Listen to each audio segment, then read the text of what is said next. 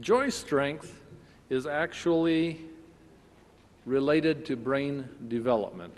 And so what we're going to talk about today, though it might at first seem kind of disconnected to you, is how your brain is actually related to the degree of joy strength that we have as individuals. Every one of us has a capacity or a limit or an ability of how much joy we can possess.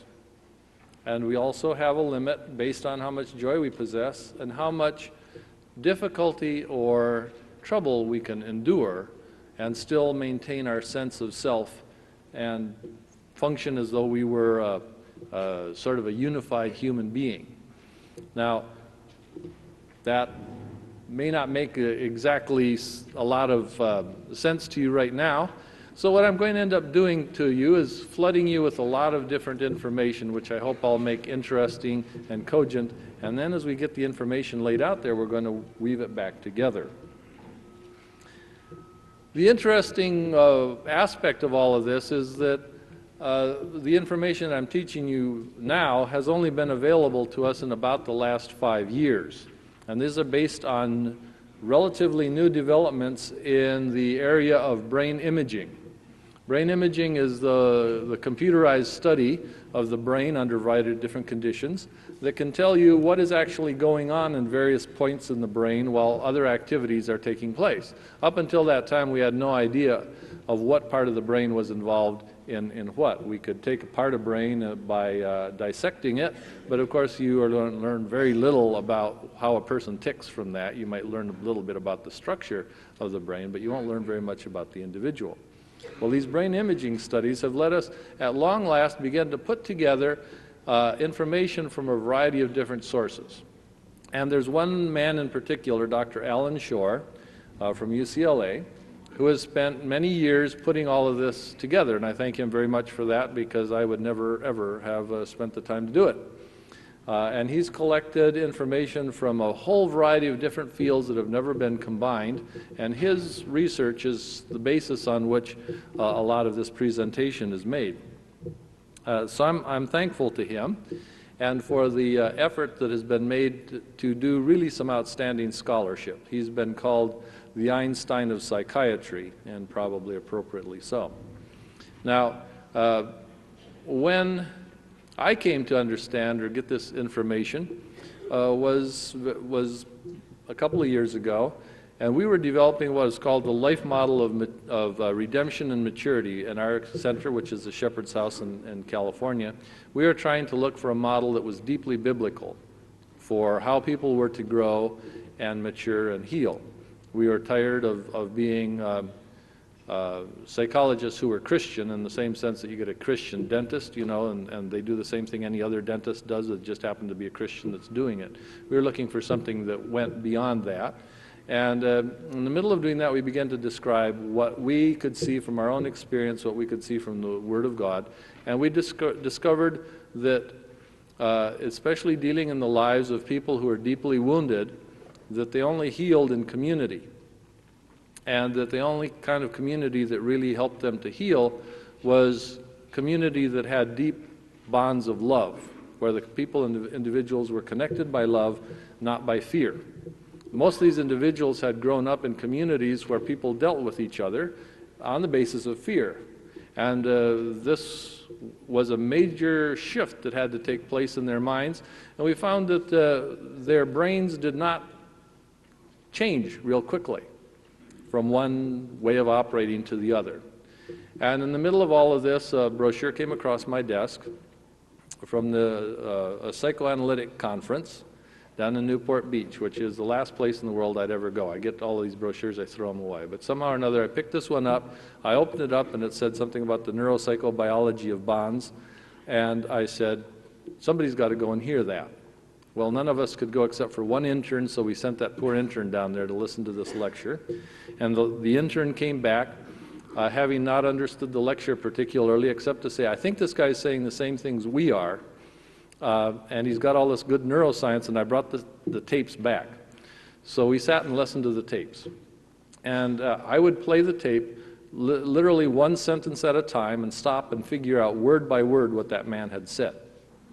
And when I'd patch all the words together, I'd go, oh, that's what he said. And it began to make sense. Well, the more sense it made to me, the more excited I got about it. And I thought, this is just matching everything that we've seen in Scripture and experience and what we have been writing about, only now he's saying this is the part of the brain that's doing it when you're observing this or that. And it felt like God had brought all of this together. It was very exciting, and for me it's a real point of joy, actually, to be able to share that with you. So what I've done, though, is to try to turn this into something that resembles plain and simple English. And in doing that, we've left out a lot of the terms, a lot of the citations, and that kind of thing. So if some of you afterwards really like that scientific stuff and you want to know where all the citations and the research and all those sorts of things are, I can point you to where that is, but I'm not going to do that today. We're just going to talk about it as though we are interested in the subject. Well, the first thing that was found was that the part of the brain that was involved in bonding or attachment was developing in response to stimulation. Some of you have seen the studies where ducks are bonded or attached to somebody and afterwards they will follow them along. Well, what was found, of course, is human beings don't act like ducks, but we also have a time in our lives early on where we do bond and attach to people. And that bonding has the interesting effect of making us learn to be like them. And while this is going on, a particular part of the brain is developing. And bonding can be based on whichever part of the brain is developing at that time. The first part of life, the first 6 weeks, bonding is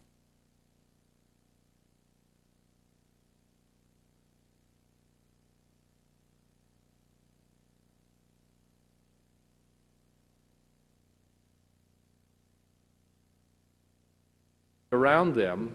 Their senses have to be working. And the senses that have developed in the brain, and that to the degree that they can work, are described as being myelinated. Now that's one of the few technical terms I'll throw in here. But basically, that means that that part of the brain has been hardwired or insulated into place.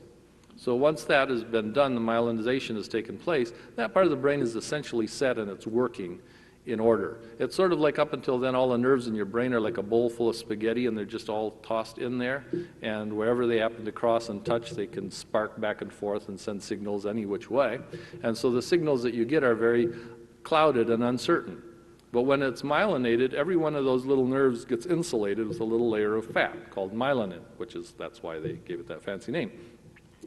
And that insulation keeps those signals from jumping back and forth, and the signals become clear. Well, children are born with their sense of smell developed. It's ready. So the first way of bonding is by smell. And they can bond to the smell of their mothers. And that becomes very, very important to early bonding process. They also bond by the sense of taste, the food that they're given. And most importantly, in terms of interaction, they bond by temperature. Babies are learning how to keep their bodies the right temperature. It's very hard for them to do at first. And they bond to whoever helps keep them the right temperature. And you'll see babies, mothers of newborn babies spend a lot of time, bundling them and unbundling them and making sure that they keep the right temperature. It's a job for two, and that begins to develop the bond. At 6 weeks, though, the touch centers of the brain myelinate. They're ready, and now you can begin to distinguish where touch is coming from. Up until then, it's hard to know where you're being touched, but from that point on, the brain knows where you're being touched and how. And so touch becomes the next important center of bonding. And the reason that it develops a bond is because touch, just like smell and taste and temperature regulation, all produce a sense of gladness or joy in the young child.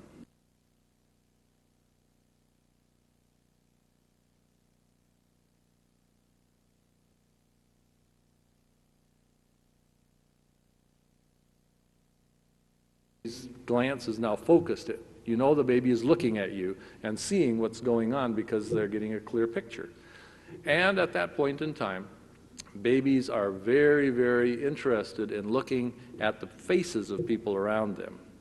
And That's what they're most interested in. Their little brains go right away to looking at faces. And the faces, they like best of all to look at the left side of the face. And of anything on the left side of the face, what they like to look at most is the eye. So given a chance, they'll look at the left eye of the face. And what they're looking for in the left eye on your face is the look of someone who's pleased to be with them. And so during these next months, between 3 months of age and 12 months of age, mothers and babies allowed to do so will spend up to 8 hours a day smiling at each other and developing a sense of a strong bond. At 12 months of age, the auditory centers myelinate, and from that point you can hear sounds clearly and begin to distinguish what they are. That helps you eventually develop speech, but what it listens to particularly at that point is voice tone. And again, the little baby's brain is listening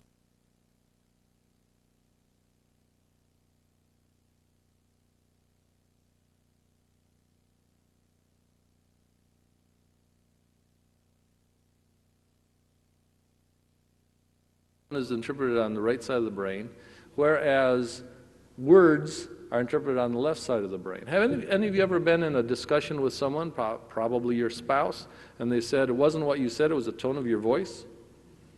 Well, they are suggesting to you that that voice tone of yours did not communicate, "I'm glad to be with you." And that is an entirely separate message from the content of whatever you were saying. Different parts of the brain interpreting the message. That's what babies are listening for at this point. And bonding is based on voice tone. When they hear that tone that says, "I'm glad to be with you," that is what a baby responds to. Well, what is created at that point is a sense of excitement, or joy, as the neurologists call it. Now, it just blesses me no end when neurologists cannot settle on a better word for something than joy. But crusty neurologists have gone so far as to say that what's essential for a child's development is that they be the sparkle in someone's eye. They be the source of joy. And that this joy is the only thing that motivates children under the age of a year of age to do something. This is the only thing that they will seek on their own is joy. There's other things they may avoid, but the only thing they will seek is things that produce joy. And joy, as far as your nervous system is concerned, means someone is glad to be with me. And either their face or their voice tone tells me that. Well, this information is exchanged between the mother and child, and I'll just use mother and child because it can be father, but it's the adult person with the child, by really direct and fast communication that happens from one right person's hemisphere to the other person's right hemisphere. And what we might as well get clear right now is that the communication paths between us that occur at all times are simultaneously on two levels. One is what you're doing now and listening to my words, and then doing that, my left hemisphere is talking to your left hemisphere, and you're following those words, hopefully. That's one set of communication. On the other hand, your right hemisphere and my right hemisphere are to some degree communicating as well. And it's more likely a little bit one way unless I happen to stop and look at your face. And you're getting that information from me based on my voice tone and by the look on my face, which at this point is a relatively bored look on my face. So you're not getting an awful lot of input from that side. But as I see you smiling and I'm smiling back at you, we are beginning to exchange information that says at some level, "I'm glad to be with you." Now, the interesting thing about that is the way this system has been set up by God, in a little infant, undeveloped brain, their experience of a face looking at them is so powerful that their brain will begin to duplicate the exact emotion that is being felt by the face that they're looking at. Now, all of us have a little bit of that. If we have someone look at us and they're looking really mad at us, our brain sort of immediately registers something and we feel mad right back. Well, this is a stronger version of that. And the result of that is that because the brain chemistry is matched, the little child begins to feel and experience exactly the same brain chemistry, the neurological chemistry that's going on in the brain that they're looking at. This set of signals and chemistry then configures the way that their brain grows, so that they begin to grow a brain structure that is similar to the brain that's looking at them. In other words, if the person that they're looking at has a great deal of joy present, their brain structures connected to joy will begin to grow and expand, and they'll have a large joy structure as well.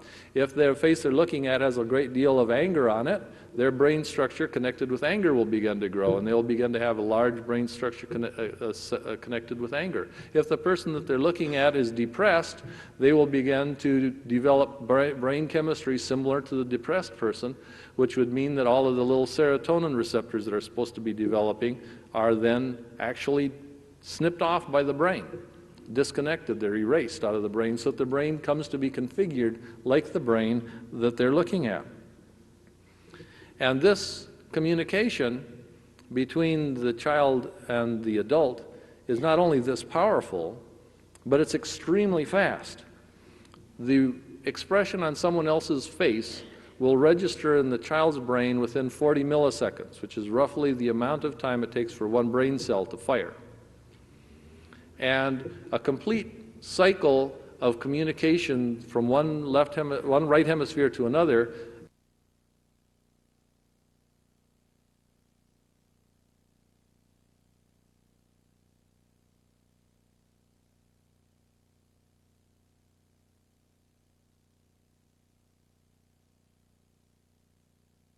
So consequently, what we have is very, very fast emotional communication that can actually synchronize brains on the right side to the same emotional state. And whatever these synchronizations are, determine the development of the young, immature brain. Thank you for that smile. I just charged my Joy Center right there. Now, what is it that's growing at the time that all of this is going on? This is what the brain scan has now shown us. What is growing at the time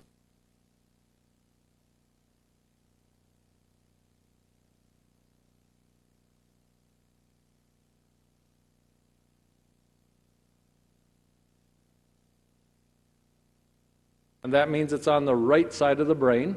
We're looking up from underneath.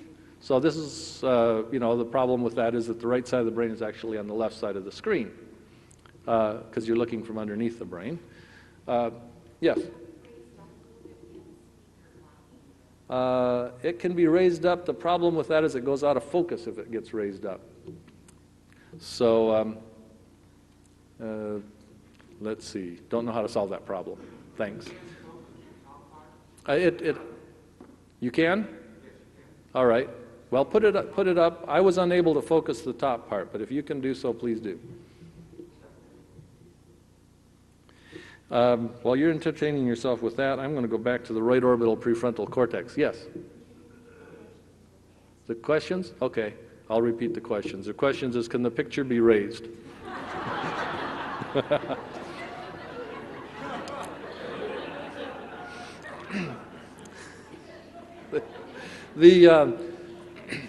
I'm an obedient person in a way. They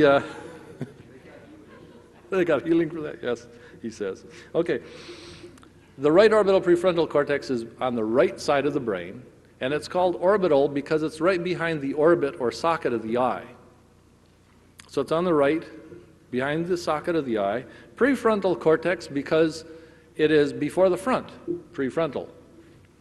So it isn't all the way to the front of the brain, it's a little ways back, kind of back there where that groove in the top comes down to. That's a little bit before the front. And cortex because it's on the outside of the brain. So we're talking about a part of the brain that's on the outside, towards the front, and right behind the eyes. That's real clever when you get all that science done, isn't it? Now, the prefrontal cortex of the brain is interesting because you are essentially born without it. There isn't anything there developed at the time that you're born. Most of it grows between the time when you are born and 18 months of age. And it comes to become 35% of the adult brain.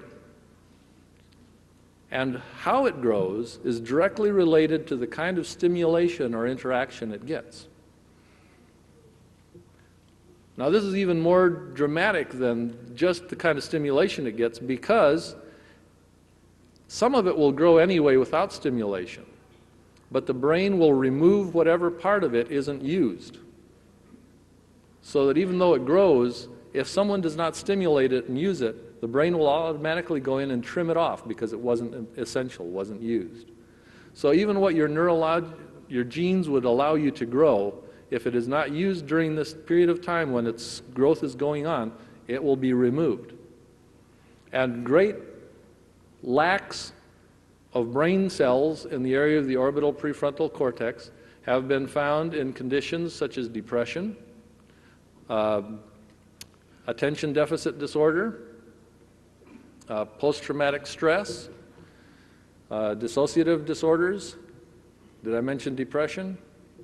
Autism, and almost, if you start going down the list, almost all of the psychiatric disorders have as an undercurrent that this part of the brain is undeveloped or underdeveloped. Now, there's some very interesting things about this part. It has several growth spurts. The first one is in the first 18 months of life, with the highest rate of growth occurring at 9 months. For years, it's been known that bonding between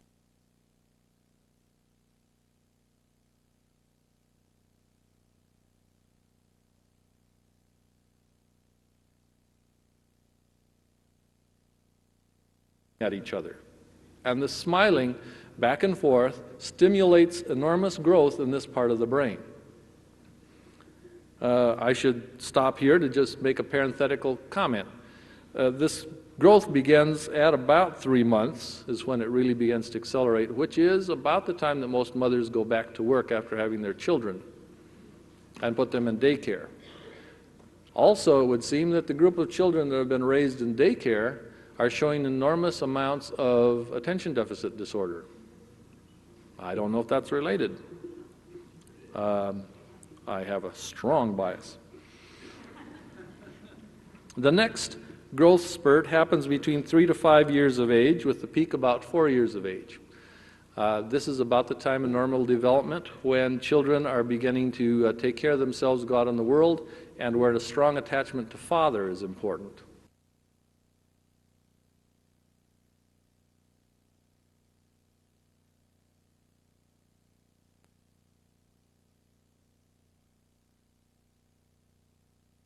First time that any of you would actually remember having a growth spurt in this part of your brain. Some of you may perhaps remember something that we call puppy love, or the first time you fell in love.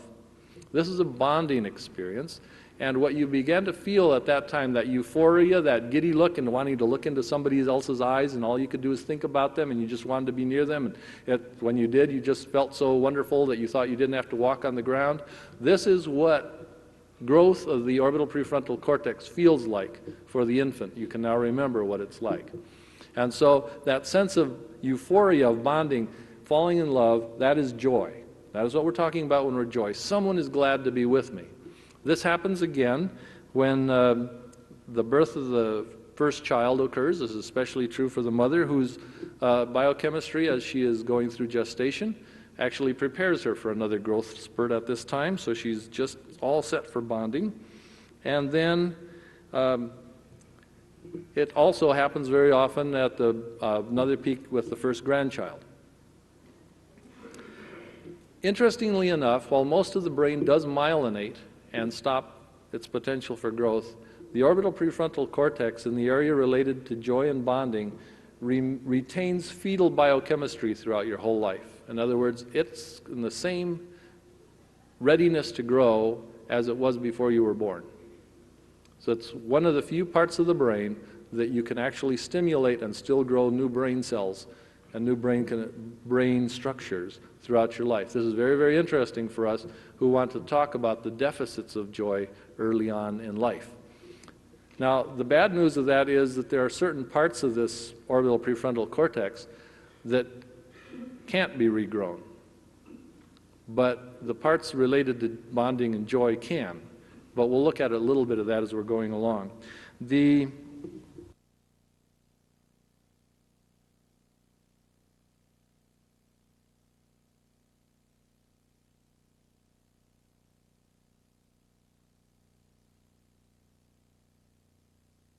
You look at this picture of the brain over here.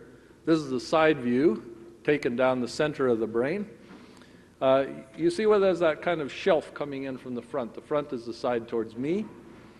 Right under that is where the eyes would be, and the orbital prefrontal cortex is that area that is right above that little frontal shelf, right above where it says pituitary gland on the brain. Right in there, you have a convergent center of the brain. That is, at this point, information from all over the brain is converging in one spot, which makes this very important. It is the first part of your cortex that will receive information from outside or inside your body. In other words, it's the first part of you that will know about anything consciously. So any information of how your body is doing or how the world is doing shows up here, which means it's also the center for dealing with all of the input, sensory input that we receive. So you want to know how you're reacting to something, the first part of your conscious mind to know it is going to be right here at this part of the brain.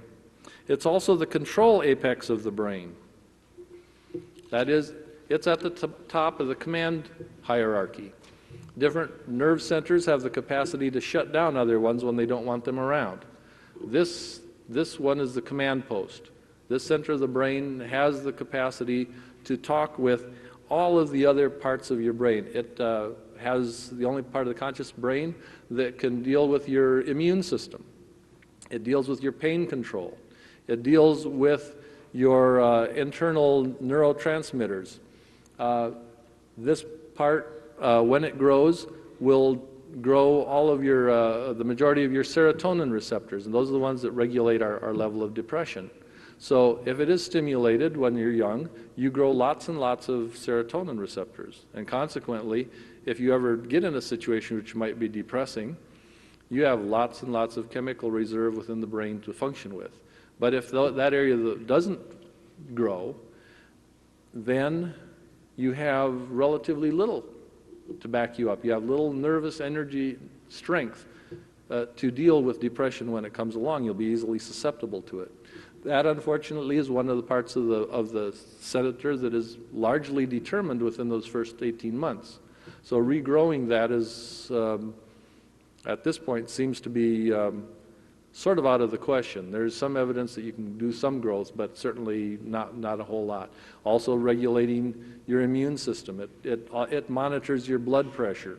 It monitors what's going on inside your body with all of your organ systems, your heart rate, and keeps an eye on how you are doing as a physical being, as well as all the information coming from the outside. And it is also the part of the brain that regulates your emotions, because your emotions are very tied to how you're doing as your body, as a physical being. And so this is the part of your brain that actually has something to say about how you control your emotions. Your capacity to do, basically to act like yourself while you're in an emotional state resides right here. And this is very, very important, because what we are looking for in a mature and healthy individual is that they can act like themselves under stress. So if you get upset, you act like the same person you were when you weren't upset. If you're angry, you act like the same person you were when you weren't angry. If you're afraid, you act like the same person you were when you weren't afraid. If you become sexually aroused, you act like the same person you were when you weren't. Those emotional regulations that we really hope for in each other all reside in this part of the brain. And so the strength of this part of the brain, the orbital prefrontal cortex, limits our capacity to regulate these things. And most of what we see with people who come for counseling is that they have a great deal of difficulty in regulating all of these emotions. This is directly attributable to, in many cases, a lack of joy, or at least a lack of ability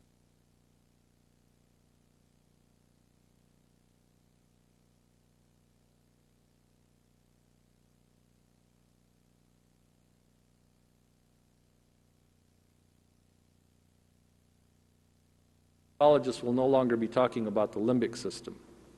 But since they are at the moment, we'll talk about it now. And ideas come and go in medicine, as we heard this morning. The limbic system is one that I think is on its way out, because no one can exactly decide where it starts and stops. And when you have a concept like that no one can really define, you know that it's only a matter of time until someone gives up on it. But from what we do know about this center of the brain that they're currently calling the limbic system, is that it's the drive center. And it holds the drive center for fear or terror, two words for the same thing. It's the center for anger or rage, two words for the same thing. It's the center for our drive to eat and our sexual drive, all of which can get out of control in certain individuals and under certain conditions. The orbital prefrontal cortex is the only part of the brain that has the capacity to override those drives. So the capacity to deal with those aspects of our lives is directly regulated by how well developed we have our right orbital prefrontal cortex.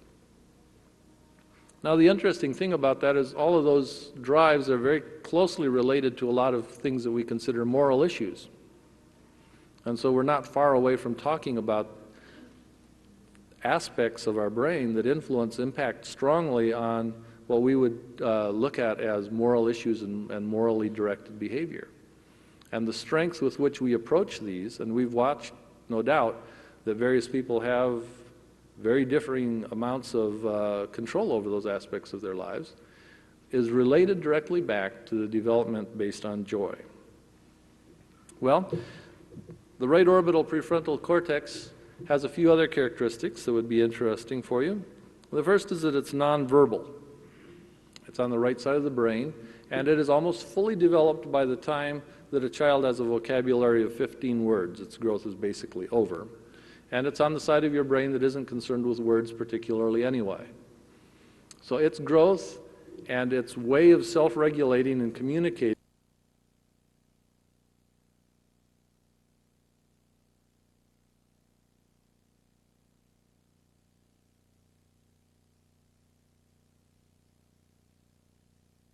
it remembers more than anything else the images of faces. And so it would be not incorrect to say that how we remember in this part of the brain and interact is based on what we have seen, not on what we have heard. And it's based on what we've experienced, not what we have been taught in the usual sense. This is experience-based learning on this side. It is also the center for self and for bonds. If you wanted to know which part of your brain thinks of itself as me, it's the right orbital prefrontal cortex. So, in that sense, you are right here behind your eye. And the picture you have of yourself neurologically is very interesting. It's been documented thus far that it's at least the picture of two faces looking at each other. And we have theoretical reason to believe that it's actually essential that there be three faces in there. And I'm not going to go into the discussion between two-face theory and three-face theory, but to say that I'm convinced that for our brain to operate correctly, we are actually three faces looking at each other. And what our brain understands us to be is what we see in the face of the one looking at us. So our identity really is what I have been seen, and mirrored to me is who I know myself to be. And this interaction of these three faces looking at each other, if it's based on joy, three faces glad to be with each other, that are always in harmony and in joy, we have a strong and stable personality. If for some reason we only have two faces, we have a very unbalanced personality. And if these faces are not looking at each other with joy, then what we have is a personality that can never be stabilized. Because no matter what you look at, one part of you isn't happy with what the rest of you is doing. And it's a constantly unstable emotional environment. So the creation of these faces inside the mind becomes very crucial to what we are talking about as us. It's interesting to me, at least speculatively, of why we might be a trinity inside. If in fact we're created in God's image, it would probably, no doubt, amuse God to have created us also within ourselves as a little trinity that should be an eternal fellowship of joy with one another, which is in fact what we experience in terms of worship between God the Father, God the Holy Spirit, and God the Lord Jesus Christ. That they're in eternal, joyful fellowship, the three with each other. And we as a church have been invited right into the very center of that joyful fellowship. And that's where we are to spend eternity, watching this eternal exchange of joy. It doesn't surprise me then that we are at our basis creatures of joy. This is what we are designed for. This is the only way in which we function correctly. And it's not joy alone, but joy in the presence of others who rejoice with us and regard us face to face. If you want an interesting study in Scripture, you might want to go and study the Scriptures on God's face. And you'll notice that at the beginning of the Old Testament, where man and God could see each other face to face and there was fellowship, there was great joy. And the first thing that happens after that is that they can no longer behold God's face. By the time Moses comes along, he asks to see God's face, and God says, no, if you saw my face, it would kill you. You ask why? I personally think that even at a biological level, I know the answer. He hadn't enough joy. To enter into the experience of that level of joy would overwhelm his capacity, and it would just wipe out his brain. We hadn't that capacity. At the end of the book of Revelation, you return to see the face of God. Now we're seeing dimly as through a glass. But at the end of Revelation, God's face is back.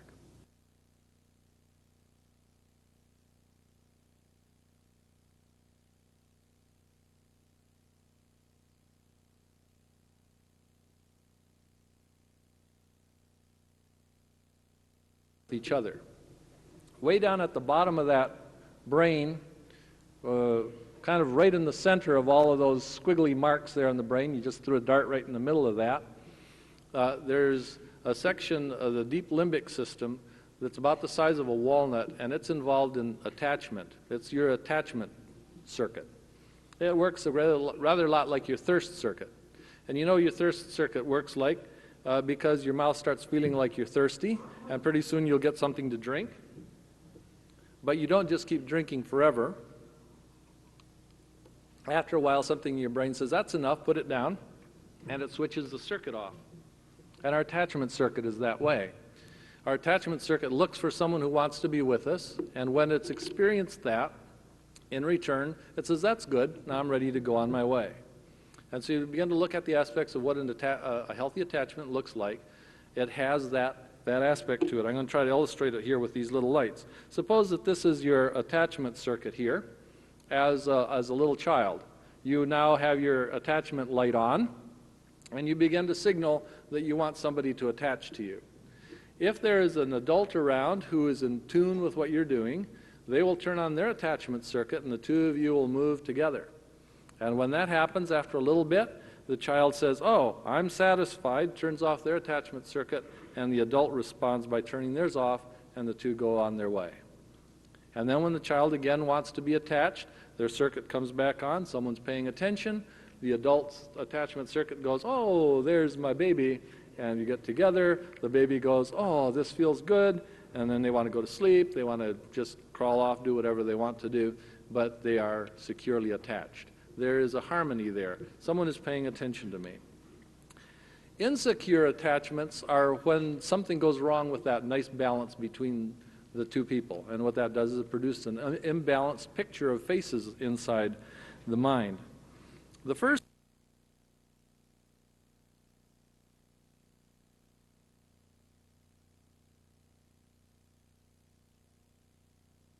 whose requests to be attached are basically ignored by the adult, so that they're never noticed. They say things like, oh, children are just a bother, or they like to cry, or just be quiet, or they'll stuff a pacifier in their mouth, or feed them food, or do something other than what the child needs. And so the child, instead of continuing to have their attachment light on, begins to leave it off, just like the adults is always off. Because to have your attachment light on and have no one pay attention is one of the most painful events that a human being can experience. To love and not be loved in return is about as hard as it gets. And so for children, when there's no face to notice them, they begin to try to leave their attachment light off. Now, they're not entirely successful, because while on the outside they appear to have switched it off, if you could monitor their heart rate and the things that are going on deep inside of them, they are still responding very strongly. But these are the children who, if you put them down in a room and about 18 months of age, and the parents leave, don't pay any attention that the parents went away. And when the parents come back in the room, the children don't look up, they continue to play. They're the ones who, if you drop them off at daycare, don't fuss. If you leave them in the Sunday school room, they're just fine. They don't pay any attention to it. The parents can come or go. They make no response to it, because they're not anticipating anybody is going to be glad to be with them anyway. So why let it? Interestingly enough, these children learn to have their attachment circuits always off, show strong dissociative symptoms up until age 12. And so they begin to act as though they were different people up until age 12. At age 12, when your intellectual ability begins to fully develop, they begin to cover that up with a unified exterior. And from that point on, they act fairly normally, except for one aspect. They never really pay attention to what is going on with other people. So they're always missing when somebody else is feeling something. They're detached. They're sort of indifferent. If you happen to want to spend time with them, they don't really notice what you want. I remember one woman whose husband had this pattern, and he would come home and spend the evening sitting in front of his computer, doing the email thing. And she would say, well, I want you to spend time with me. And he said, what? Spend time with you? I'm home all evening. I'm spending time with you. What else do you want? And he'd go back to his computer, because that's very dismissive, by the way. And it caused her great pain. And whenever her light was on, he had nothing to say about it. He never even noticed. And this is the adult who has been developed the avoidant attachment. The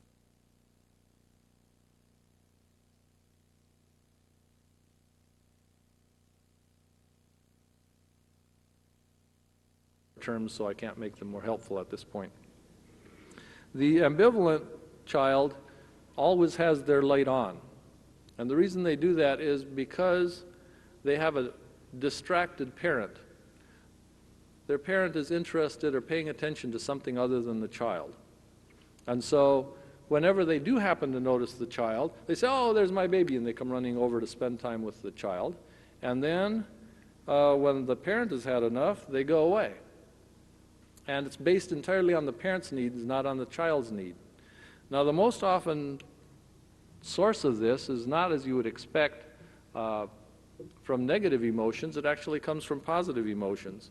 I was happening to watch that little boy from Cuba that washed up on our shores, and one of the little TV moments with him, he's walking along as calmly as can be, and some adult sees him there and comes running up to him and gives him a hug. And the little boy's startled out of his skin, and he looks around to see what was going on. The adult was responding to him as though he had his attachment light on, which he didn't.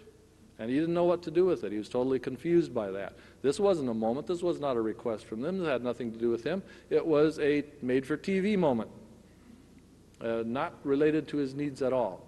And parents who have these little made-for-TV moments, you see, it's time, I'm home, we'll bond and attach right now, so let's go, produce this kind of attachment actually through largely what we'd consider positive behaviors, because the two faces are not synchronized with each other. In this situation, the child leaves their light on, and they are not soothed by being by the parent, so they cling and hold on, and they don't want to let go when the parent is getting ready to leave. And they will actually not be soothed by the interaction. Uh, and eventually they become what some people call a parentified child. That is, they begin to take care of the parents' feelings instead of the other way around. Another way that this distraction can happen, however, is when the parent is dealing with unresolved grief, so that the parent is actually upset about something from their own past. Their husband left them, their father died, they had problems from their own childhood that are left over, and so they are distracted and they're paying attention to their own emotions and not tracking the child and the child's needs. And this pattern is very, very, very common. The third form of insecure attachment is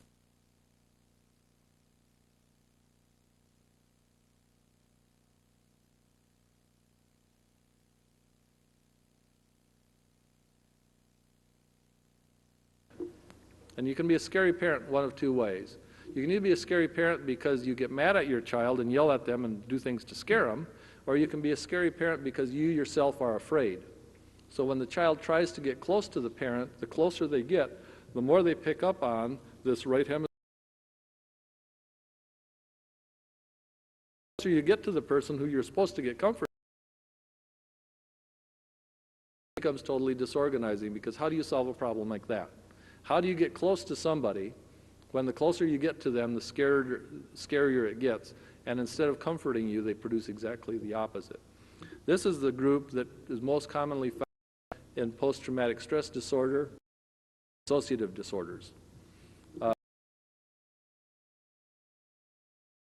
In terms of treatment, and it's also the groups that inevitably have some degree of demonization involved, because dealing with scary people and worlds that are scary people is almost inevitably an invitation for the scariest beings in the universe to show up and appropriate that opportunity to get involved.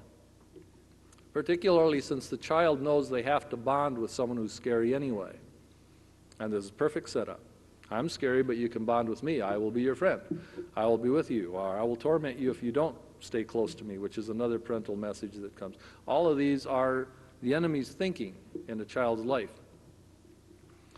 Well, the characteristics of a healthy bond, if we were to put all of this together then, are the following, and that's taken out of this book here, paid commercial announcement here, The Red Dragon Cast Down, which is a redemptive response or approach to the occult and Satanism. It's a book in which we have tried to develop the whole issue of how do we heal as a community and deal with Satan and the occult from the point of view of a joyful Christian community. And so that's a direct, a direct community approach to trying to deal with evil, not as fragmented individuals, but as a joyful Christian unity. Now, the list that I'm taking is from that book, so if you want a more in-depth analysis, I'm referring you over there. But healthy bonds are ones that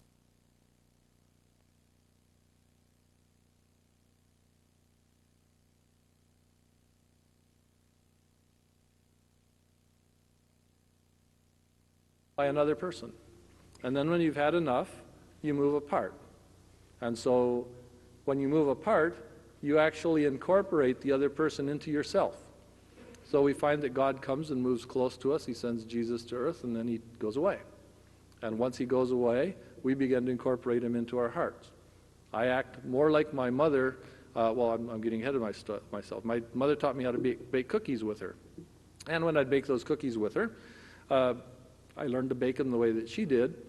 But it was only when she went away on a trip, and I wanted to bake cookies for my mom when she got back, that I really had to bake them the way my mother did. I had to go and figure out which containers you got out and which order you put them in and where that recipe file was and clean it all up and put it away. All those things my mother used to do, but she wasn't there to do it. So at that point, I become much more like my mother than I was when she was there with me. So a healthy bond is formed both by the absence and the presence of the person. Healthy bonds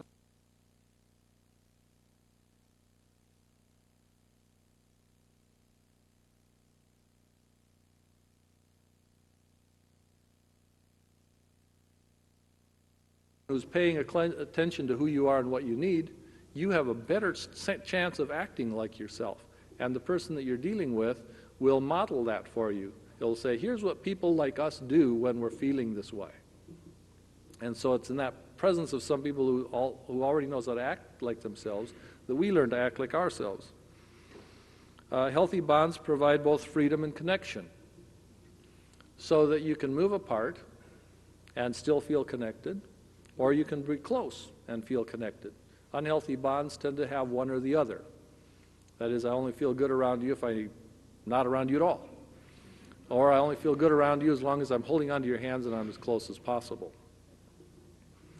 Healthy bonds also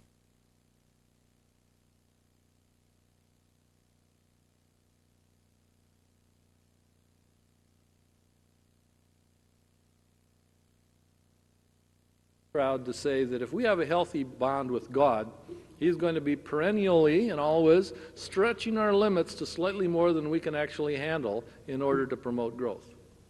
He goes to slightly more than we can handle, not extremely more than we can handle in these areas where He's promoting growth. He may be promoting brokenness, which is a different theory entirely, but in the areas where God is promoting growth, He will stretch us, continue to stretch us. It'll be a little bit more than we can handle each time. This is a healthy bond because He's endeavoring to help us grow into an area which we are not used to. I resent that.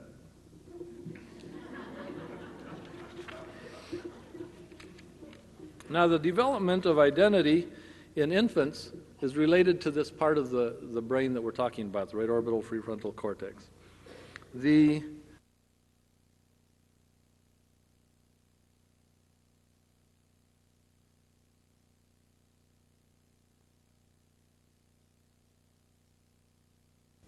In other words, mind sight is what lets us look at someone else and know what they're thinking. So as I'm looking at your faces, I am myself thinking I know what they're thinking when they're looking at me to some degree. And the better I know you, the better I happen to know, guess what's going on. Now, some people have no capacity to do this at all if their bonds have been fragmented. They can't look at another person and figure out what's going on. Our capacity to understand humor is based on mind sight. So when I said to you a minute ago, I resent that, you laughed because you know I didn't mean that. How do you know I didn't mean that? Your mind sight told you that guy standing up there can't mean what he's saying right now, and that struck you all as funny because you saw the discrepancy. People without mind sight can't understand that kind of humor. They go, well, why don't you? Their mind sight is impaired. Another thing that happens with mind sight is that if you, and remember you learn this by modeling the mind sight that you're exposed to. So if the person that used to look at you was one of these who was distracted and they had all these other feelings that were flying in from the past and unrelated to you, your little mind sight will imitate that, and you'll find that all kinds of feelings from the past will leak in when you're looking at people. So you'll look at somebody and they'll have some reaction and it'll bring up some feeling and you'll attribute it to them, which had nothing to do with them to begin with, because you're not seeing them clearly. You're not in the present moment. It's only when your mind sight is clear at tracking exactly what's going on with the other person that you actually have an idea what's going on with them. And so mind sight is a very important thing, and to think it develops at 6 months of age is kind of the amazement to me.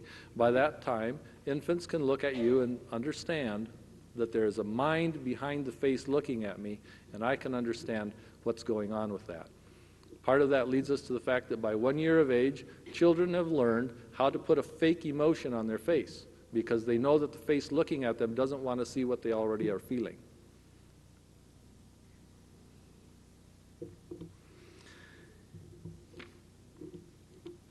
Well, this theory of self-centered mindset is very important.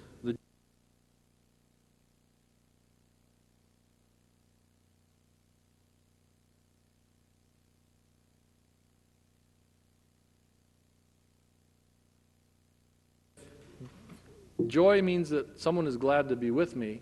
A return to joy circuit is how I experience a painful or unpleasant emotion and get back from there to where people are glad to be with me. For instance, if I get angry at you for smiling at me so much, and you get angry back at me, how do we get back to being glad to be together? That's a return to joy circuit. It's actually a neurological component of the brain, and those who have never experienced it have no neurological basis on which to understand or actually do this. If you were to ask me a calculus question, I have no brain circuit with which to process that.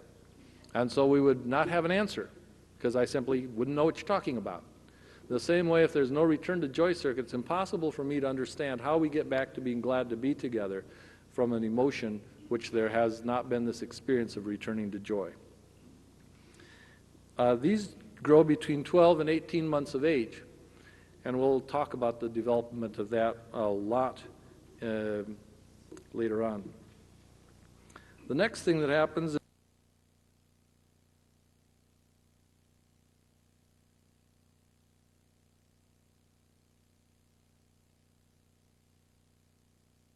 and terror centers in it.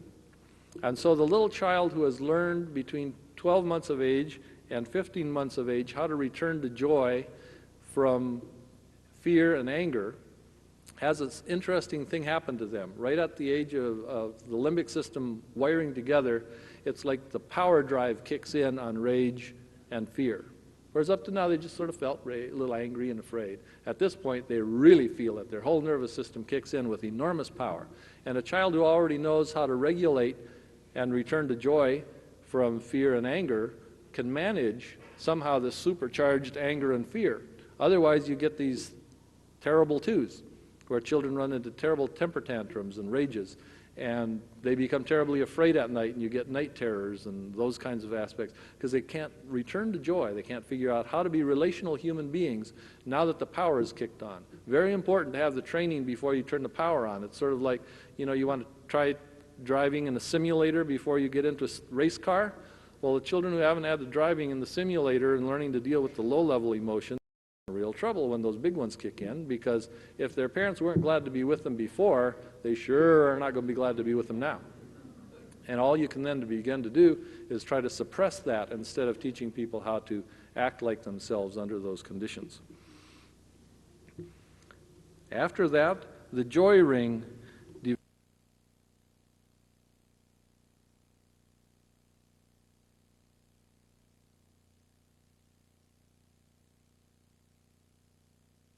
itself as a different person. So whichever feeling you felt, you were a different person. But all of the parts of the brain that have return to joy circuits in them by the time that the right orbital prefrontal cortex tries to grow a return to joy, a joy ring, get wired into being one human being. And so the ones that have return to joy all become part of you. And the ones that get left out act like not you. And these are the people we now call moody. They get into a mood, and when they're in that mood, you better watch out, because they don't act like their usual selves. That emotional center is sitting out there by itself, no return to joy. And so when they get into anger or fear, whatever it is, they act like a different person, because their brain hasn't configured that by the return to joy. That happens at 18 months of age. And finally, as all this is growing on, we have the use it or lose it principle.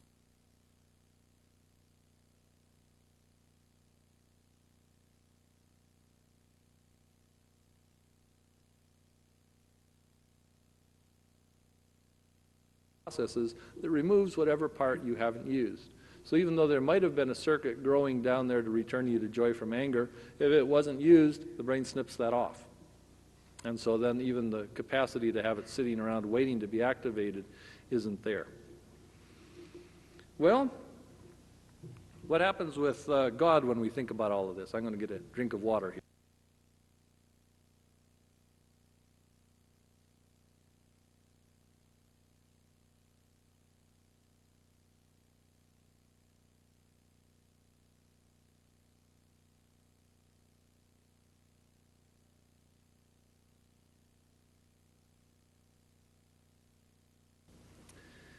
That has lots of different truths to it. I'm only going to talk about it from the point of view of your nervous system. Your capacity to return to joy, to deal with any one of these negative emotions, is limited by how much joy strength you have. So it is quite literally true as a nervous system level individual, Your level of joy determines the level of your strength.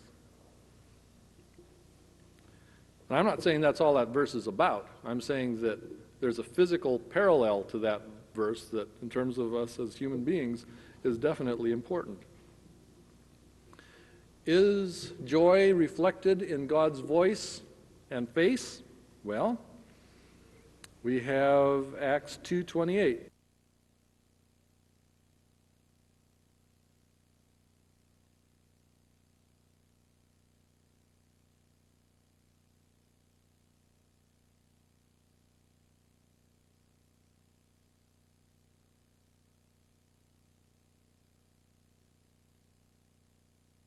Sound associated with joy, and countenance, the light of your countenance. These are the two things that a child's nervous system responds to in terms to produce joy.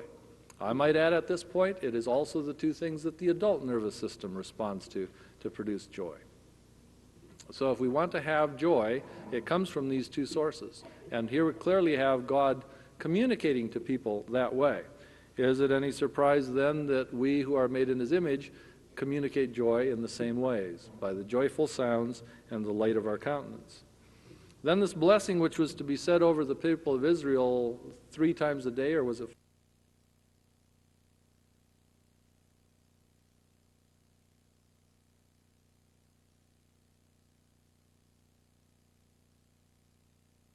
the area of returning to joy? There's a few scriptures to refer you to, and I'm just giving you just the slightest flavor of what you can find if you want to look this up in Scripture. Weeping may endure for the night, but joy cometh in the morning. We have a return to joy theme there in Psalm 35. They that sow in tears shall reap in joy.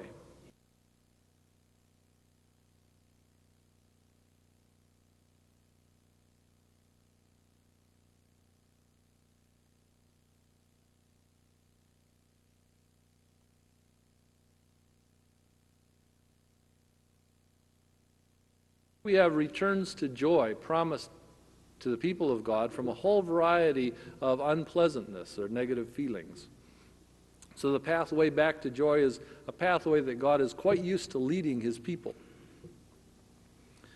Jesus Himself had a lot to say about joy. We already pointed out in the soundbite section that the earliest feeling recorded in Scripture is joy, when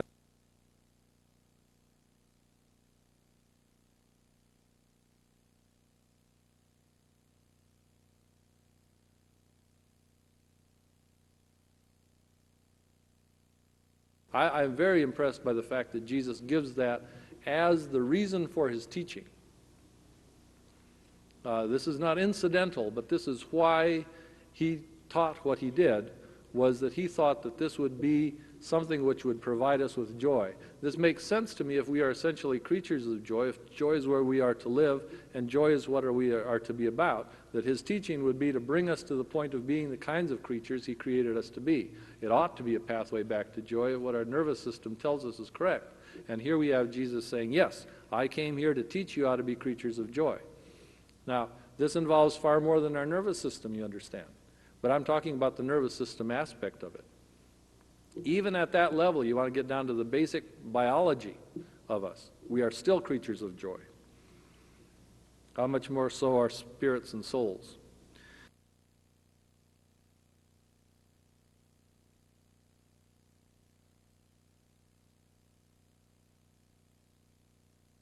Jesus Himself went through this difficult time, and His return to joy was His objective. But it also lets us know that the strength that brought Him through it was His joy. And so we find that not only was He headed towards joy, but joy was what enabled Him to suffer. This, I believe, if we take nothing else out of it, for this conference we're talking about suffering, ought to be a central point. That joy is what enables us to suffer. And joy, as far as our nervous system is concerned, means someone is glad to be with me.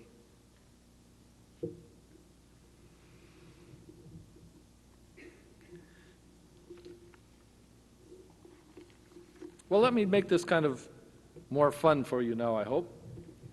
Talked about a lot of facts, we've come up with a little analogy that lets me think about this in a way that makes it workable. I discovered this and worked on it with the help of a lot of my friends who I told this story to over and over again, and they'd scratch their head and you say, "You mean it's like this?" And oh yeah. And so with all of those people helping me, I've come up with this analogy, starting with those Shore tapes that I stopped and went through word by word.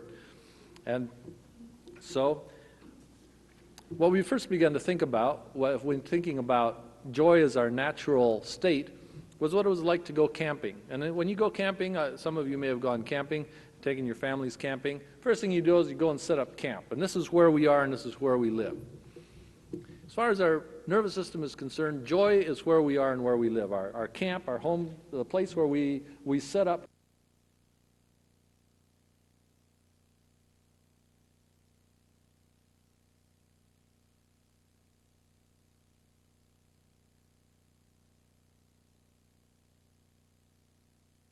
They're designed to want to be back in joy by the end of the day. Anyone who goes to sleep still angry or upset is asking for trouble from their nervous system. It was designed to rest in a state of joy, not in a state of upset. Your stress will go enormously up, as we'll see in a bit, if you're not in a state of joy. It's also where we want others to be. If you've ever been camping and somebody was missing from camp, they weren't there, they didn't get home, it's getting dark, they're not in. There is no joy in camp, is there? We want everybody in joy camp by the end of the day. We want everybody in joy camp by the end of our interactions. We want everybody in joy camp by the end of our service. We want everybody in joy camp by the end of our board meeting. We want everybody in joy camp by the end of our family interaction. We want everybody in joy camp every time we have something to do with other people. If someone isn't there, we're not happy. As someone once said, a parent is only as happy as their most unhappy child. We want everybody back in joy camp. It's our natural state. Well, outside of joy camp is Joy Mountain.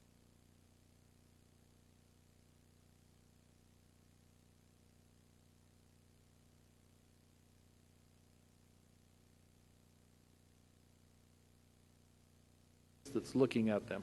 This kind of face-to-face communication is what helps them to climb Joy Mountain.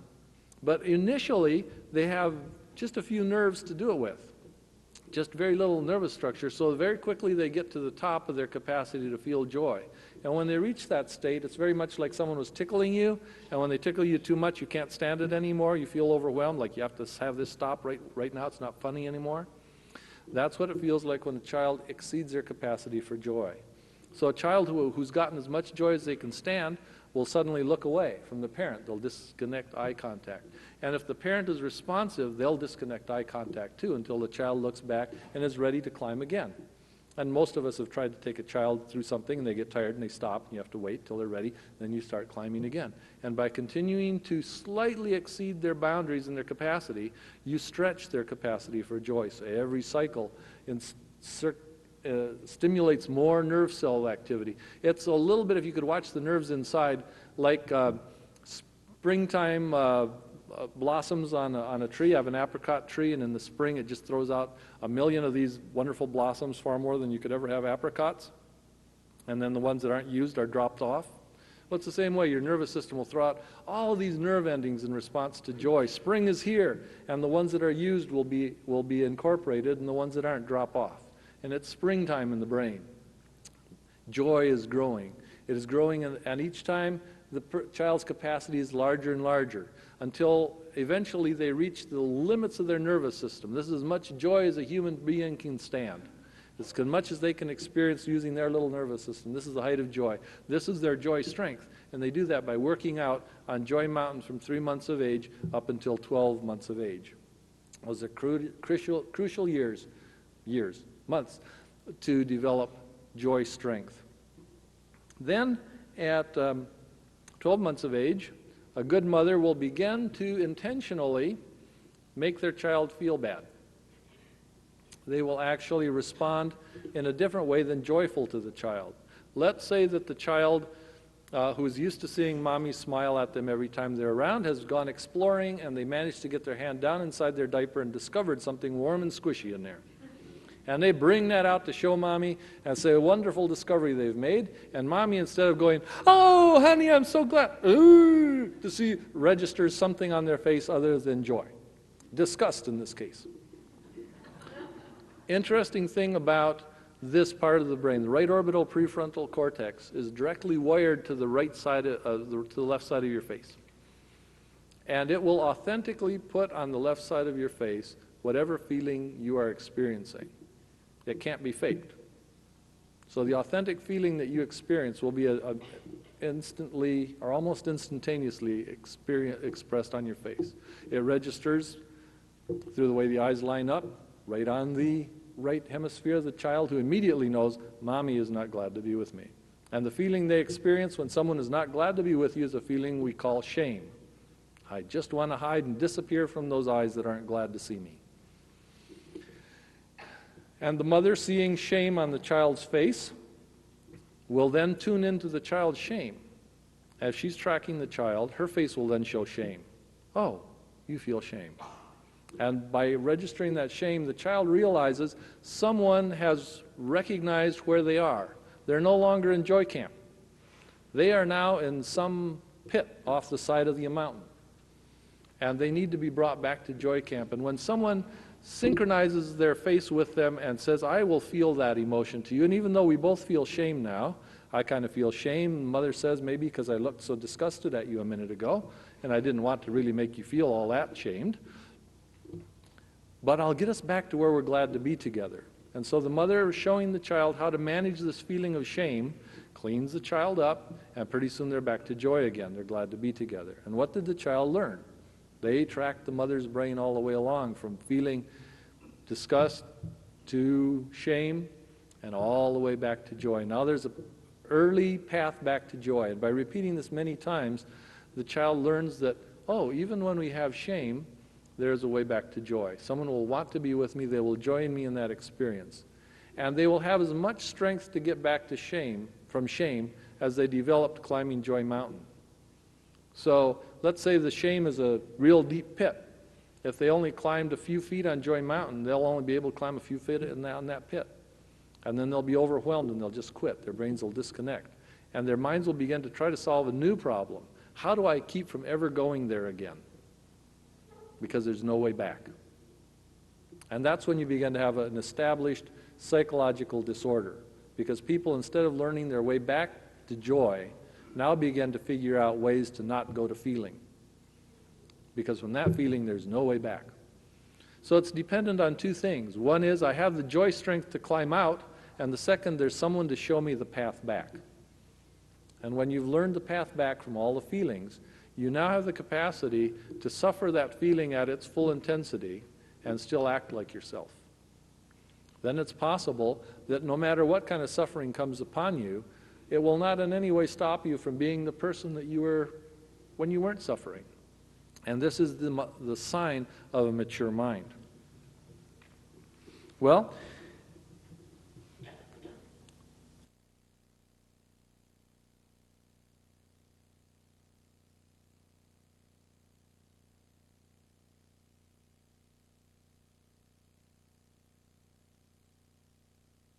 you ever take your kids camping, you know that when your child can get back from different places, you kind of sigh, just relief, you know. Now they say, can I run down to the restroom? And you know if they're going to go down to the restroom, they'll actually find their way back. You won't have to, keep them on a leash and follow them down there and back. They can do that. They go, can I go over and play by the rock? You can play by the rock. You can get back from there. That's fine. And we begin as a community, as a family, to feel a breath of relief when we know people can get back from these different feelings and back to joy. Oh, they're upset. Well, that's okay. They'll find their way back. They can do that. We can do that together. Got angry, so what's the big deal? We'll just, we'll work things out real quickly here. I remember one time I had somebody who always was terrified that I was going to get angry at them. They were someone I was counseling. And they would say to me, are you going to get mad? And I'd say to them, well, yeah, I might, but what's the big deal? And they said, oh, because, then I could never come back and see you. I said, oh, sure you could. You come back and see me. I get mad all the time. It's, not too remarkable. It's easy to make me mad. Well, after a few months, they began to think to themselves, that's intriguing. And so they asked me, well, what'll make you mad? And I knew we were making progress then. I said, well, I told them what would make me mad. I'm not going to tell this crowd because there might be somebody here who, like them, wanted to try it. And sure enough, they did. After a few weeks of this, they tried it. And, I looked at them and I said, whoa, that makes me mad, don't you? Yeah. I said, well, why don't we come on in, we'll talk about that. They're checking it out. And, we did the same thing we would have done if I hadn't been mad. They were very intrigued by that. They had to try it out a few more times. This learning curve business, I tell you, it takes a while to develop nervous tissue by repeated trials, and trials is the word there. We grew a certainty, and one day they did something that they knew made me mad. I said, that makes me mad. And they said to me, oh, I don't have time to talk about that today. I know that you'll be all right, and we'll talk about it tomorrow when I get a chance. I knew we were home then, you see, because they had a confidence of getting back to joy. They no longer even had to try it. They just knew, we can get back from here. What's the big deal? And from that point on, camping with them was a whole lot better because there was no longer any fear of that particular problem. This brings us back to what happens with people who don't have a road back from joy. And you get basically three kinds of behavior.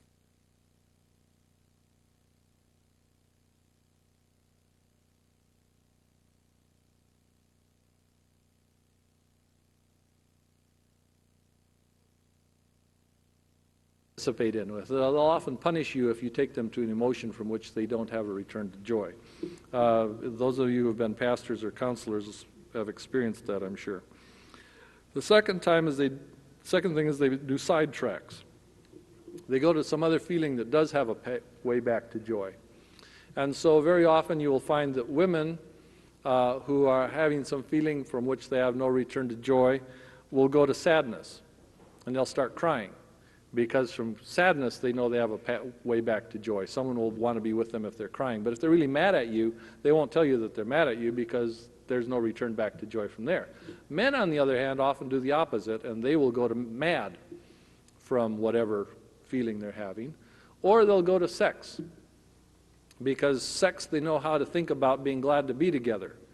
Well, it's not really entirely being glad to be together, but it's as close to it as you can get. It's another path back. And so men will very often go to some kind of sexual activity when they have no path back to joy from where they are right now. So they have sex to make up fights with it. It's okay to talk about that in a church place, isn't it? Because I think we know what happens there.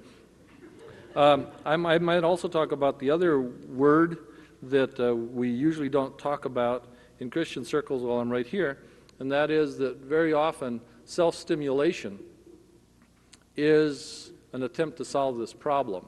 It's actually your attachment circuit is on and you don't have any way to attach. And so people whose attachment circuit is blinking and they're not aware of how to attach will go and self-stimulate. It's trying to find another pathway back to joy, and in the end they feel very empty as a result of it because there was no meaningful attachment as a result.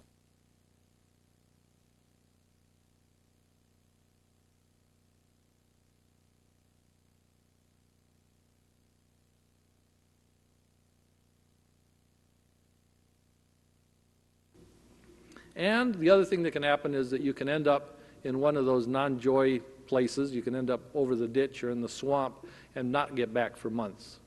The normal amount of time that it should take to get back, recover from an emotion, is about 90 seconds. A healthy mind will return you to joy in about 90 seconds from wherever you are. People who can't often will stay depressed for months, sometimes even years at a time, because they don't know any way back to joy from the spot where they are.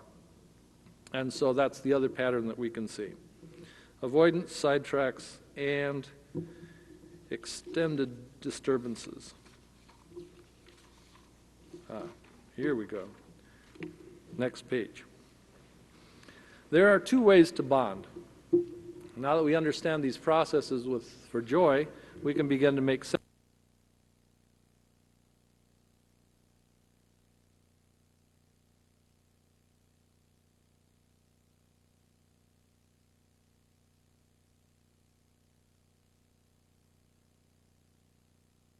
with somebody, there's nothing like smiling and saying, "Hey, I'm glad to be with you." Those are the signals that make someone respond by going, "I'm glad to be with you too."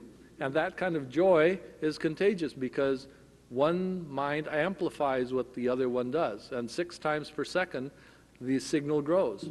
And in fact, in really closely growing experiences, you can have a fully developed emotion in under 6 seconds, and it can reach its full intensity in under 20. So you can reach the heights of joy in 20 seconds of this kind of amplifying the joy in someone else's face of being together. This is the foremost and most important way of bonding and building joy. And it feels like falling in love. And I think for that very reason, it is rarely practiced by people above the age of about 15. Because most of us have such nervous feelings about falling in love that if we even have a fleeting feeling about somebody that we're like falling in love with them, and it's not our baby, our wife, or our grandchild, we have a tendency to really pull back from that real quickly. So often in church, there's very limited expressions of joy or being glad to be with each other because it might lead to bonding euphoria, which scares us. And if we do not know how to act like ourselves in the presence of bonding euphoria, it's right that it should scare us. But it's only when we are with people who know how to act like themselves in the presence of bonding euphoria that we can actually build a joyful church. So this is, again, a road that's to be led by the very mature who show the rest of us how to live that way. And it's only safe in the presence of the very mature. And I might also add, if the third face in your bond in your mind is not the face of the Lord Jesus Christ, there's also no way that it's safe to go in this particular path of joy. But he is that joyful to be with us that he actually falls in love with us, to use our Western term.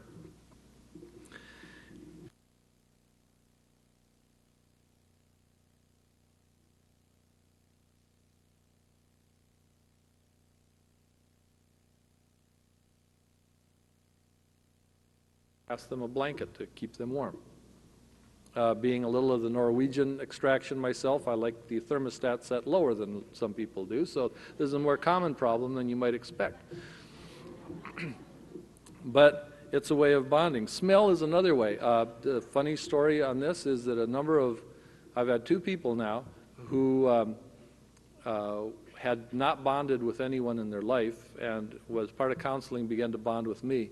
Both of them went out on their own without saying anything and located the brand of deodorant that I use by going through the grocery shelves and smelling one after another until they found the one that had the same smell that I did, which isn't as easy as you might think because I used a little-known generic brand from just one grocery store.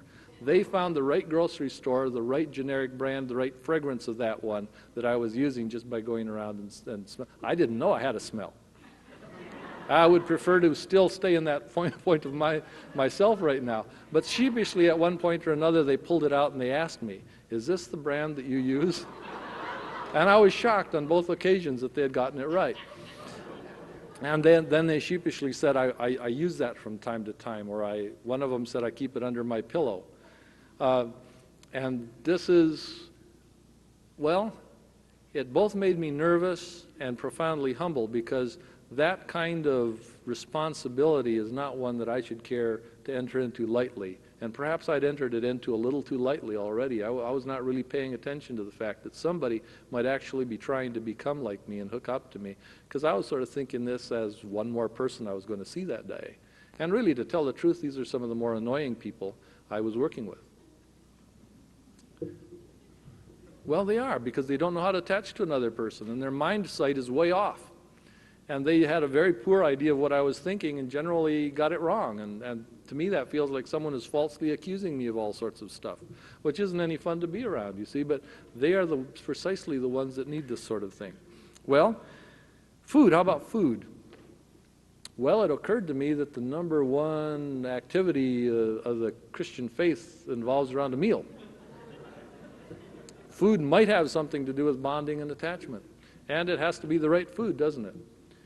And we're very particular about that because it becomes a bonding language. So we don't serve orange juice and Oreos for communion, because of the language of that bond is very specific. Well, it can also be done by things that incorporate these. For instance, I have little teddy bears in my office.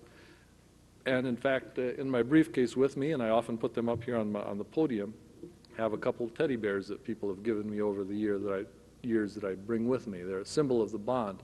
I give people teddy bears to hold sometimes when they need someone to hold on to while they're going through their counseling or their pain.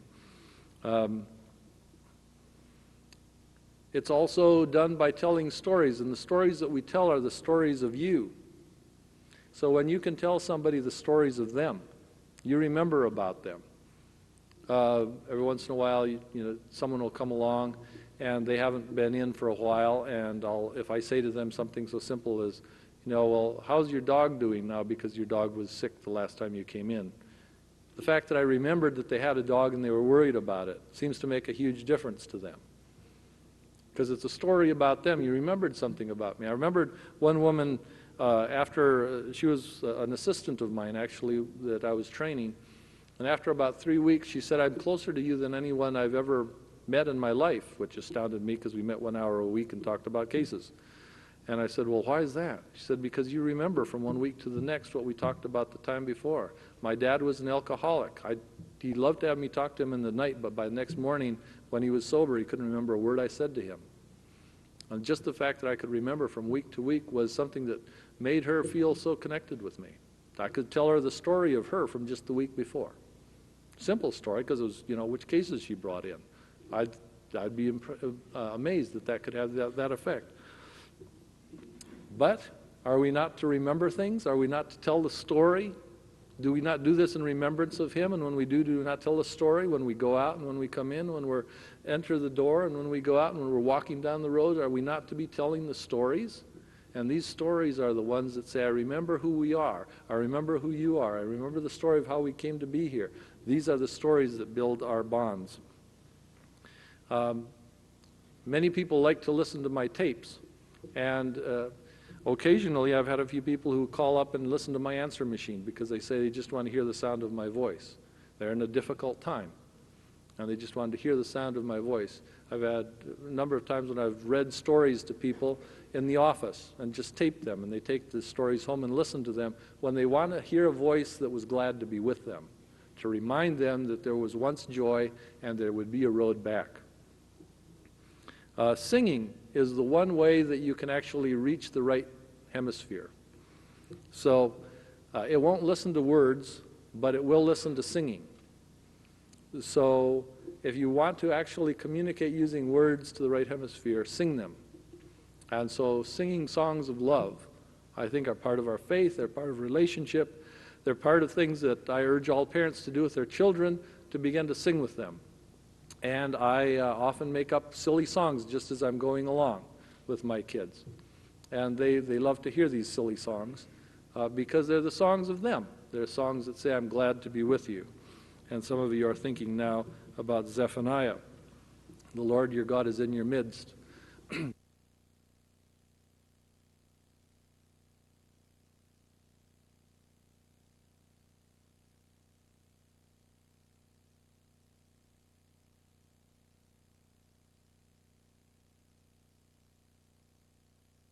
$17? Yeah.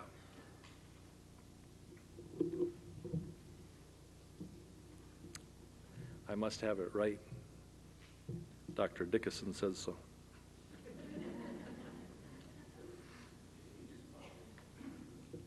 Yeah. We just bonded, he says. See, I'm learning to repeat what they say. Okay. Now, dogs are another way to build joy. I had one person who was so unpleasant that no one could really hardly stand to be with them. And they got a dog. Then that dog just wagged itself silly every time they came home. And within months of having this dog, their capacity for joy had begun to grow. Because this dog who, by the way, dogs also lack an orbital prefrontal cortex, was able to not care about any mind sight and whether this person would look glad to see them or not. It was just, here they are, I'm bonded, let's go.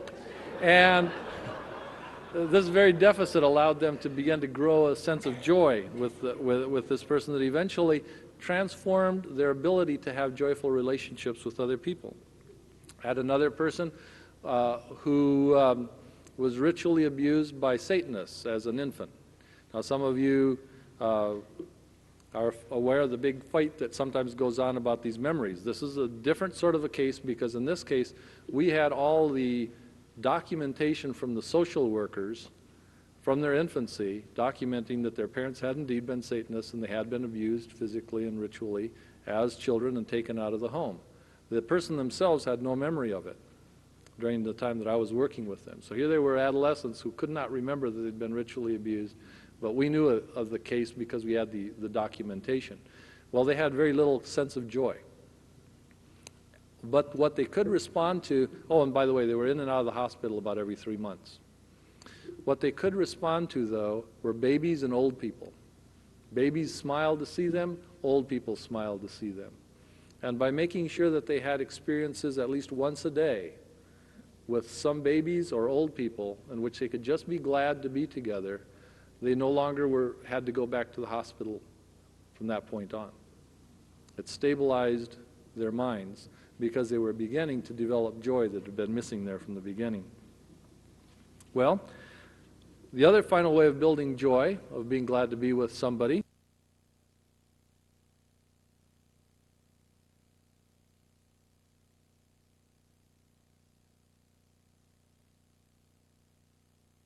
this can be very good for you.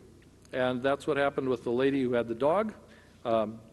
Once she learned this, she began to jumpstart other people. She had some joy, she began to smile with others, and pretty soon this changed her whole social environment around her. The second way to bond is by returning to Joy Camp.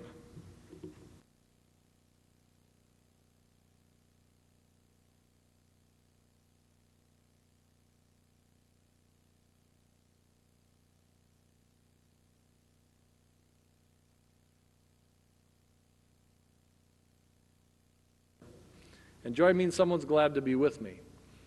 Now, the first thing that seems clear to me is that the Lord Jesus was someone who was glad to be with us in our troubles and our problems. He was a man who was acquainted with grief, and so he did not really mind, in that sense, to share our griefs with us. And in doing that, he conveyed to us the message that I'm glad to be with you in your trouble, and I will teach you how to act like yourself in that trouble, so that you can learn to act like the person you are meant to be. And that is the returning to joy. We experience this in many different ways. For instance, when I lived here in the Midwest, we used to have things they called tornadoes. And when they still have them here? Yeah, they still have them here. I hope not this time of year. But when there would be one of those things forecast or coming close to our house, we would all get down in the basement. And we were not happy till everyone was in the basement. That's another analogy I thought of using instead of Joy Camp. But we all wanted to be together. And when we were down there holding on to each other, if we were all there, there was no one that we would rather be with. We were glad to be together. Not because we were glad to be in the tornado thing, just as soon have passed that up, but because here were people we were genuinely glad to be with in our troubles. And if you're a parent, you know that if your child is in trouble, there's no place you want to be other than wherever they are to be with them in that trouble. It may even be that you can't do anything to get them out of that trouble, but you still want to be there with them. Remember one time with my son had too much earwax. And so we had to take him in, and the nurses had to clean the earwax out with big syringes and all kinds of stuff like that. He hated it. And he's less than a year old, so he really didn't understand the procedure. And he was crying, and he was across the room from me. And he was crying, and he's looking up at me with his big tears in his eyes, like, "Daddy, why are you letting them do this to me?" And it was about all I could stand to do to not just run across the room, knock the nurse over, and pull him, because I wanted to be with him in his trouble. And the faster I got there, the better I liked it. Until eventually I said, I'll hold him while you do that, because I wanted to be with him in his trouble. There was nothing I could do about his trouble. I couldn't make his earwax go away, but I had to be there with him, you see. That is joy, being with somebody in their trouble, genuinely sharing it with you. Now here's the interesting thing. I also took life-saving. And in life-saving, one of the things that they taught us to do was how to throw those lifesaver loops out to people.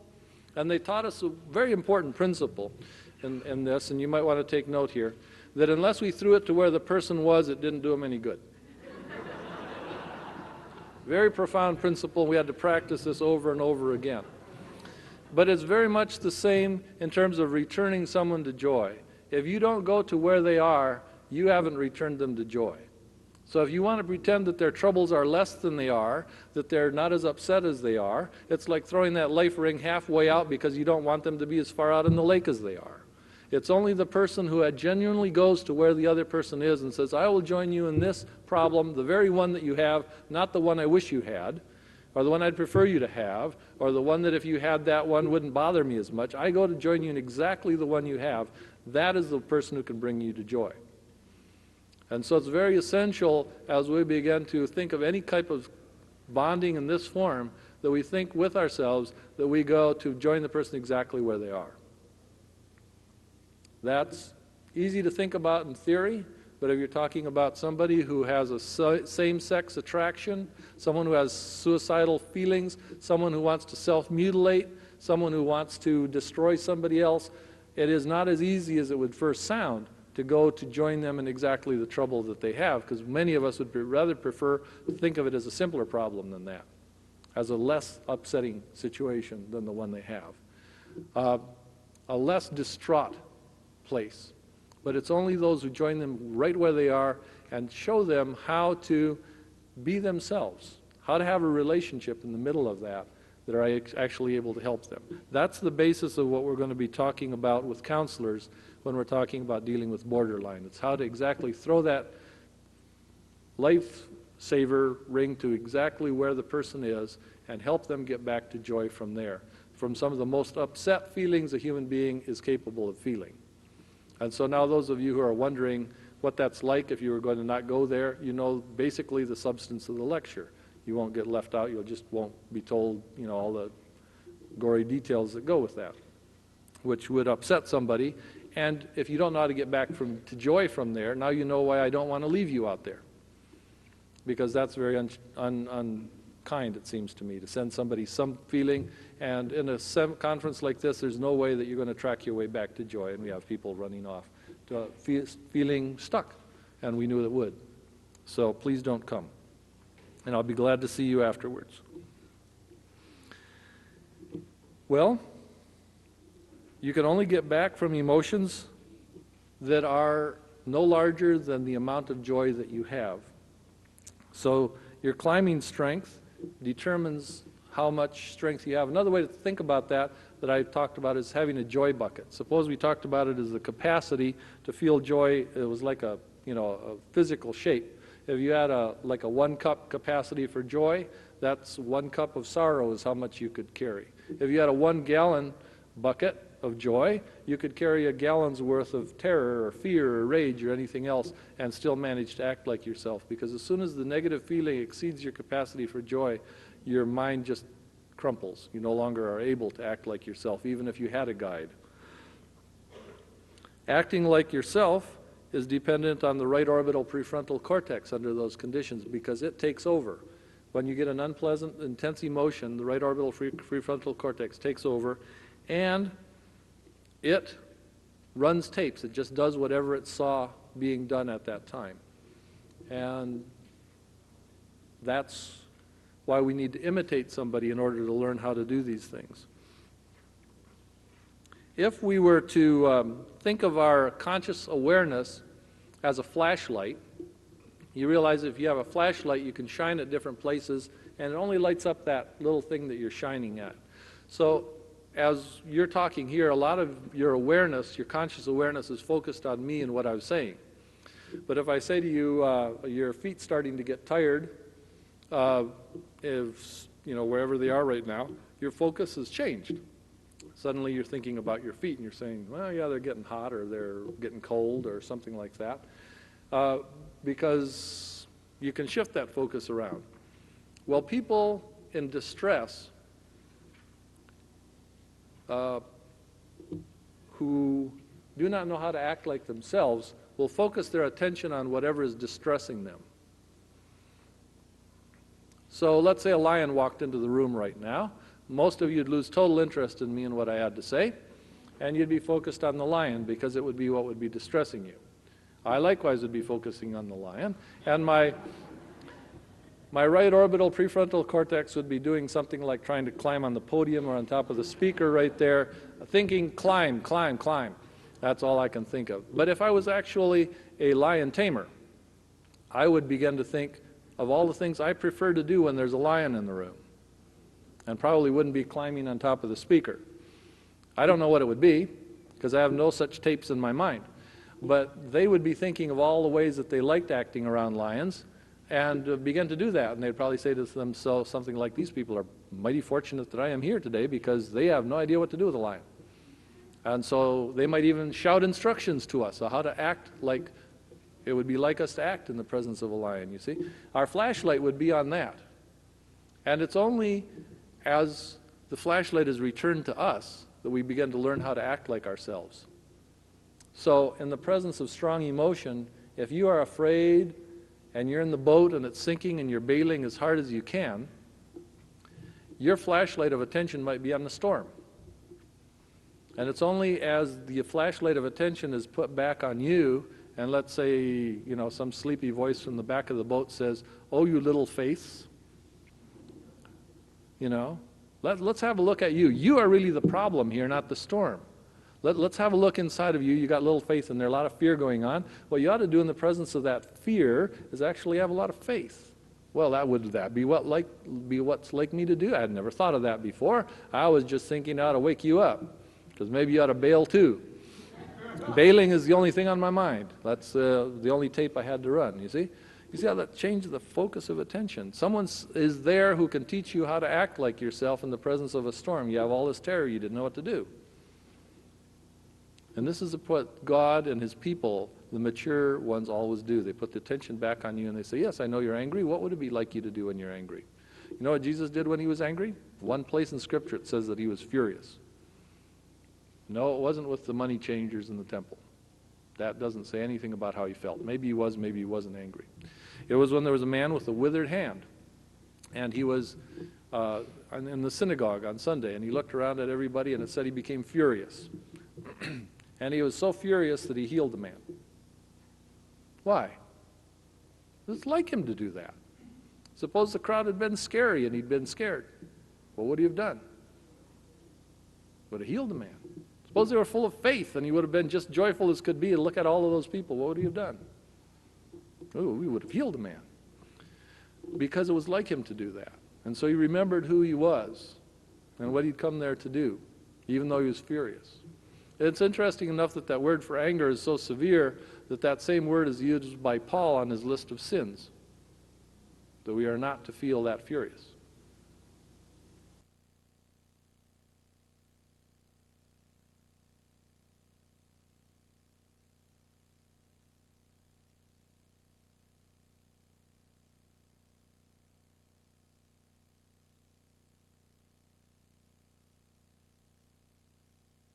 Craftsmanship, redeemed by Christ in order to do the good works for which you were created, or the good works that were created for you. In other words, if you were acting like yourselves, you would be doing good works. And when Jesus returns the flashlight on us and He says, what is it like you to do? Those who have been redeemed and called by Him and renewed, it's like you to produce good works. And so in the middle of any emotion or feeling, those of us who know what it's like us to do would be doing the works that God ordained for us to do. And we sin when we stop doing that. We miss the mark. We stop acting like ourselves. We start acting like something less than the princes and princesses in the kingdom of God that we are. Finally, the way to get back to joy is one that's littered with singing, because singing is the only kind of message in words that will reach the right orbital prefrontal cortex. And so there's many instructions in Scripture about singing and returning ourselves to joy. The joyful identity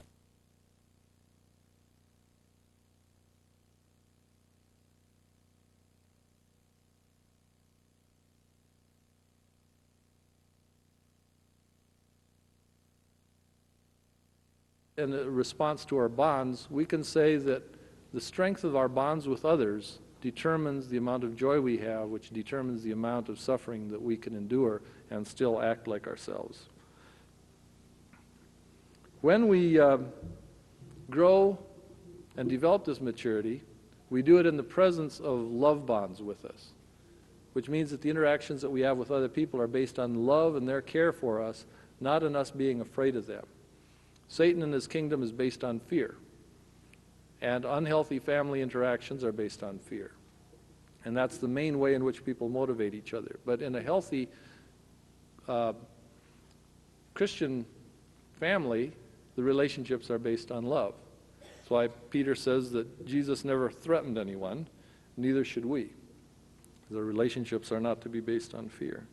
We mature in 6 stages that I'm going to look at real briefly here.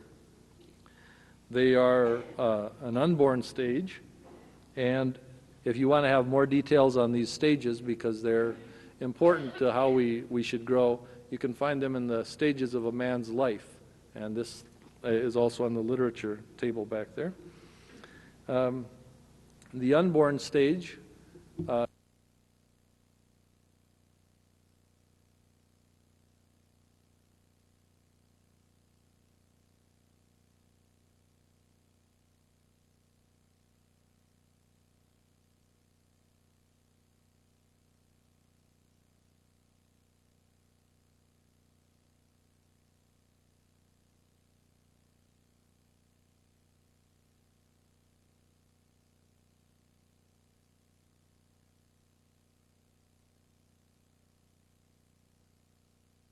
all of these interactions, if they are building the identities that God has in mind for us, are based on joyful, loving interactions with each other as the main building block.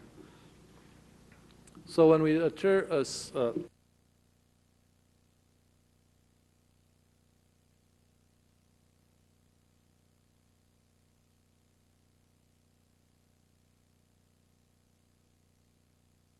there's no way that you can go back to a painful memory and resolve it.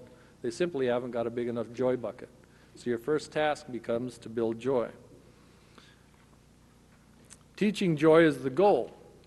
I had one person who, when they learned that they were a creature of joy and that building joy was important, they went from spending probably 2 to 3 days in bed a week, just so depressed that they couldn't work, to beginning to build joyful interactions with others.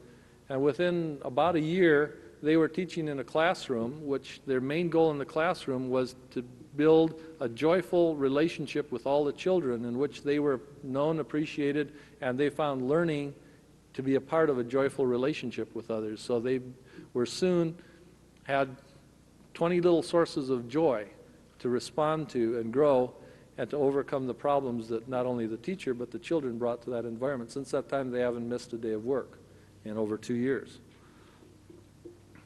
So just knowing that joy is the objective can be a powerful, powerful tool.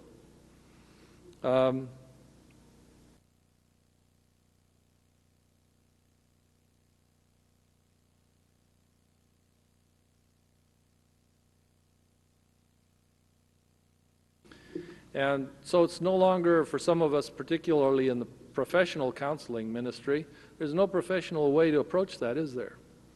You can't professionally be glad to be with somebody. Well, you can try to fake it, but as I told you before, the right orbital prefrontal cortex is not into that stuff. So what it puts on your face is not joy. Oh, you can cover it up, and you can also put a different message using your left hemisphere on the right side of your face. So you can have a fake message over here and the true message over here, and you'll fool some people, but you won't build joy. So when we come to how do we use this in discipleship, For the first time, I think perhaps that you might have thought about it, part of what you're doing in building and discipling someone in Jesus Christ is you're building up their brain through an experience of joy. You're developing something in their mind that's never grown there before. You're teaching them how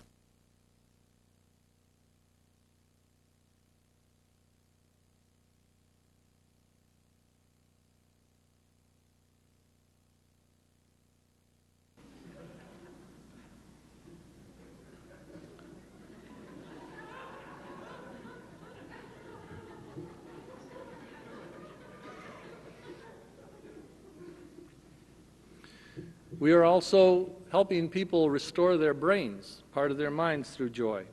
And some of this you'll find in actually this list that you have in front of you has come out of the LIFE model here, which is the counseling model that we've developed at our center, also at the book table.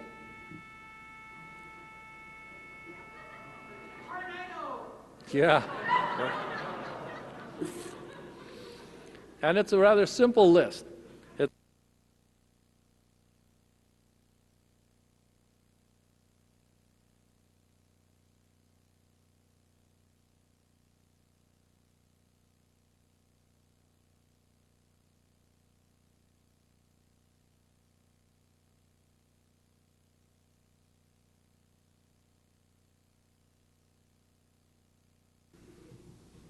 Then, to return us to the simple basics. Our bonding with God is based on joy. As far as our human bodies and experiences are concerned, what attaches us to God is experiences of joy. The strength of our bond with God is directly linked to our joy in being with Him, which flows entirely from His joy in being with us. And it's what we experience also when He is joyful to be with us in the middle of our sin and dysfunction and ugliness and everything in our life. And Jesus never had a problem with anybody who let God into those troubled parts of their lives. His whole bad mood about some people is reserved to those who will not let Him be with them. He came unto His own, and His own would not receive Him. He wanted to be with us. That's the basis of our relationship. That's the strength on which everything else goes. But the odd